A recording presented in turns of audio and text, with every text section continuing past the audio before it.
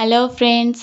சிறகடிக்க ஆசை நாளைக்கு எபிசோட் பார்க்கலாம் வாங்க. அதுக்கு முன்னாடி நம்ம சேனலை சப்ஸ்கிரைப் பண்ணாமல் இருந்தீங்கன்னா மறக்காமல் சப்ஸ்கிரைப் பண்ணிடுங்க. மீனா சமைச்சு கொடுத்தது முத்து சாப்பிட்டுட்டு நல்லா இருக்குன்னு சொல்லாமலே கிளம்பி வேலைக்கு போயிடுறாரு. அடுத்த நாள் காலையில் மீனா பூ கொடுக்கறதுக்காக அங்கே போகிறாங்க. அப்போ அந்த அக்காவை பார்க்குறாங்க. அந்த அக்கா மீனா கிட்ட கேட்குறாங்க, என்ன மீனா நீ சமைச்சு கொடுத்ததை சாப்பிட்டுட்டு உன் புருஷன் உன்னை பாராட்டினாரா அப்படின்னு கேட்டாங்க. அதுக்கு மீனா சொல்கிறாங்க, இல்லைக்கா அவர் எதுவுமே சொல்லாமல் வேலைக்கு கிளம்பி போயிட்டாரு அப்படின்னு சொல்கிறாங்க. அதுக்கு அந்த அக்கா சொல்கிறாங்க, இந்த ஆம்பளைங்களே அப்படிதான், நம்ம பார்த்து பார்த்து என்ன சமைச்சு கொடுத்தாலும் நல்லா இருக்குன்னு பாராட்டவே மாட்டாங்க அப்படின்னு சொல்றாங்க. அப்போ மீனா சொல்றாங்க, இல்லக்கா அவர் மத்தவங்கள மாதிரிலாம் இல்லை, என்னன்னு தெரியல, எதுவுமே சொல்லாம போயிட்டாரு, அவருக்கு ஒரு ஃபோன் வந்துச்சு, அதை பேசிட்டே அப்படியே போயிட்டாரு, நான் பெட்ல தோத்துட்டேன், இந்தாங்க 50 ரூபாய் வச்சுக்கோங்க அப்படின்னு சொல்லிட்டு மீனா கொடுக்குறாங்க. உடனே அந்த அக்கா சொல்றாங்க, இல்ல மீனா காசுலாம் வேணாம், நாங்க சும்மா தான் உங்ககிட்ட பெட்டு கட்டணும் அப்படின்னு சொல்றாங்க. அதுக்கு மீனா சொல்றாங்க, இல்லக்கா நம்ம பெட்டு கட்டினதான், நான் பெட்ல தோத்துட்டேன், இந்தாங்க 50 ரூபாய் வச்சுக்கோங்க அப்படின்னு சொல்லிட்டு கொடுத்துட்டு கிளம்பிடுறாங்க. விஜயா அவங்க ஃப்ரெண்டு பார்வதி வீட்டுக்கு போறாங்க. அப்போ பார்வதி கேக்குறாங்க, அண்ணன் உங்ககிட்ட பேசிட்டாரா அப்படின்னு கேக்குறாங்க. அதுக்கு விஜயா சொல்றாங்க, பேசிட்டாரு, அவங்க அம்மா வந்து பேச சொன்னதுனாலதான் பேசினாரு, இல்லைன்னா பேசியிருக்க மாட்டாரு அப்படின்னு சொல்றாங்க. பார்வதி சொல்றாங்க, சரி விடு, அண்ணன் எப்படியோ ஒரு வழியோ உங்ககிட்ட பேசிட்டாங்க, அதை நினைச்சு சந்தோஷப்படு அப்படின்னு சொல்றாங்க. அப்போ விஜயா சொல்றாங்க, அவர் பேசாம இருந்தப்போ ஒரு மாதிரி கஷ்டமா தான் இருந்தது, எப்படியோ ஒரு வழியா பேசிட்டாரு, இப்பதான் எனக்கு கொஞ்சம் நிம்மதியா இருக்கு அப்படின்னு சொல்றாங்க. உடனே பார்வதி சொல்றாங்க, இனிமேலாவது அண்ணன் கிட்ட எதையும் மறைக்காத அப்படின்னு சொல்றாங்க. விஜயாவும் சரின்னு சொல்லிட்டு, நம்ம பரதநாட்டிய கிளாஸ்க்கு ஏன் யாருமே வரமாட்டாங்க அப்படின்னு கேக்குறாங்க. அப்போ பார்வதி சொல்றாங்க, நம்ம இன்னும் கொஞ்சம் டெவலப் பண்ணோம், உனக்கு தெரிஞ்சவங்க கிட்டயும் சொல்லு, இந்த மாதிரி பரதநாட்டிய கிளாஸ் இருக்குன்னு அப்படின்னு சொல்றாங்க. உடனே விஜயா சொல்றாங்க, பரதநாட்டிய கிளாஸ்க்கு ஃபர்ஸ்ட் நம்ம ட்ரெஸ் வாங்கணும் அப்படின்னு சொல்றாங்க.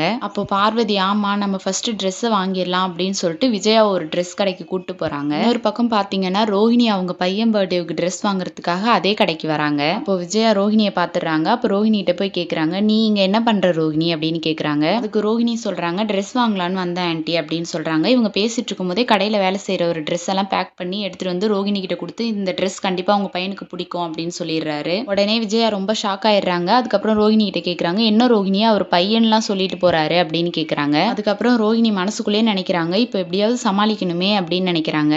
பார்வதி ரோஹிணி கிட்ட கேக்குறாங்க, என்ன ரோஹிணி விஜயா உங்ககிட்ட கேட்டுட்டே இருக்கா, நீ எதுவுமே சொல்லாம அமைதியா இருக்க அப்படின்னு கேக்குறாங்க. அப்போ ரோஹிணி சொல்றாங்க, இன்னைக்கு என் ஃப்ரெண்டோட பையனுக்கு பர்த்டே ஆன்ட்டி, அவன் என்னையும் அம்மான்னு தான் கூப்பிடுவான், அதனாலதான் அவனுக்கு ட்ரெஸ் வாங்கி கொடுக்கலான்னு வந்தேன் அப்படின்னு சொல்றாங்க. இதோட நாளைக்கு எபிசோட் முடிஞ்சிருச்சு. இந்த வீடியோ உங்களுக்கு பிடிச்சிருந்தா மறக்காம லைக் பண்ணுங்க, நம்ம சேனலை சப்ஸ்கிரைப் பண்ணிருங்க.